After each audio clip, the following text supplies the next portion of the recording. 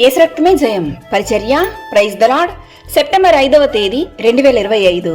ఈరోజు దేవుని వాక్యము, మనము కూడా ప్రతి భారమును సులువుగా చిక్కులబెట్టు పాపమును విడిచిపెట్టి విశ్వాసమునకు కర్తయు దానిని కొనసాగించువాడునైనా యేసువైపు చూచుచు మన ఎదుట ఉంచబడిన పందెములో ఓపికతో పరిగెత్తెదము. ఆయన తన ఎదుట ఉంచబడిన ఆనందము కొరకై అవమానమును నిర్లక్ష్యపెట్టి సిలువను సహించి దేవుని సింహాసనము యొక్క కుడి పార్శ్వమున ఆసీనుడై ఉన్నాడు. హెబ్రీయులకు రాసిన పత్రిక 1:2.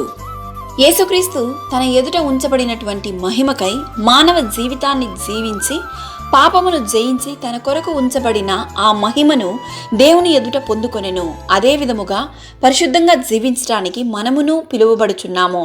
అందుకే వాక్యం సెలవిస్తుంది, దేవుడు మన కొరకు సిలువలో రక్తం కార్చి మనలను దేవుని సొత్తైన ప్రజలముగా, దేవుని వారసులమైనటువంటి బిడ్డలుగా పరిశుద్ధంగా చేయడానికి మన కొరకు రక్తాన్ని చిందించెను.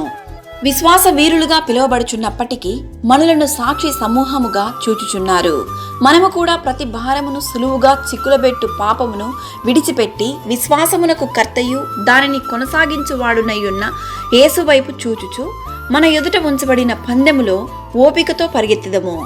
అవమానమును నిర్లక్ష్యపెట్టి సిలువను సహించి దేవుని సింహాసనము యొక్క కుడి పార్శ్వమున ఆసీనుడై ఉన్న విధముగా ఈ వాక్యం వింటున్న నీవును నీకు ఎదురయ్యే అవమానాలు, నిందలను లక్ష్యపెట్టక దేవుని యందు విశ్వాసం ఉంచుము.